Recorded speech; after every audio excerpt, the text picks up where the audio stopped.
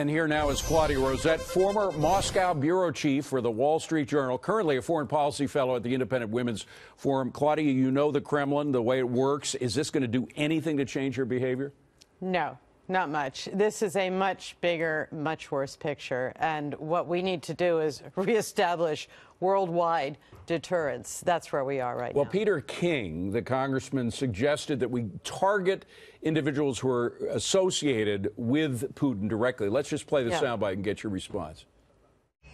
I think there should be stricter sanctions, certainly on anything involving Russia's defense industry. I think that we should go more after people closer to Putin, people around him. Would that do any good? By all means, do it. I don't think it would hurt, but I wouldn't rely on it for a second to solve this. It's one piece of it. Let's talk about something else that is related, but it's a real mystery about these two people who were poisoned in England. Yeah. It looks now that it was a nerve agent that bears a lot of similarity to what happened to Kim Jong-un's brother. Yeah. In that incident in Malaysia. In fact, I believe we have some tape that we obtained from Fuji TV. We can play that. It's of the actual poisoning itself. It took place in an airport.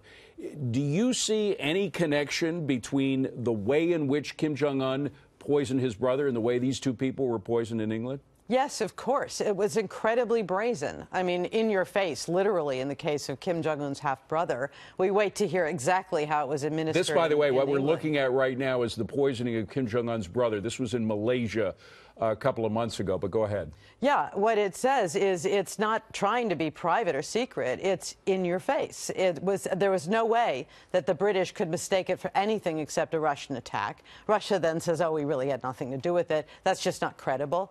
And in both cases, what it's telling the world is we have this ability. Anyone who crosses us can be terrified that this will happen. It's also telling us something else, which is that everybody thinks of China as the key big player with regard to North Korea. They're the ones that we've been putting the pressure on. But is there a Russia-North Korea axis? Oh, yes, absolutely. Look, one of the first things that Vladimir Putin did when he replaced Boris Yeltsin and rose to power in 2000 was mend relations with North Korea, which sort of fell apart when the Cold War ended. Although apparently it's kind of back, despite what Obama mocked Romney about.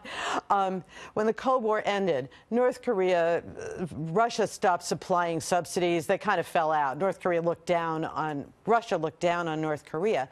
Vladimir Putin, very early on, set about fixing that. He hosted Kim Jong-un's father, Kim Jong-il, then the dictator of North Korea, at the Kremlin in Moscow. He restored the honor guard at Lenin's tomb to mark the visit from the North Korean tyrant, and he went to North Korea. So you have these symbolic gestures, but if you look at the poisoning that happened in England, you also have some forensic evidence that, in fact, there may be this connection between Russia and North Korea. They learn from each other. What they see is you can get away with this. North Korea did this horrific assassination. What price did they really pay? In more sanctions, Kim Jong-un is still in power. He went on to conduct 2 more nuclear tests and 3 intercontinental ballistic missile tests. For all our scolding, Putin knows that. Well, we also have a president who seems to know that just talking about these things and having sanctions that don't really do anything, you need something tougher. Much, yes. And start with rebuilding the military. We need a credible deterrent that was just squandered over the past decade. Claudia Rosett, good to see you. Thank you very much.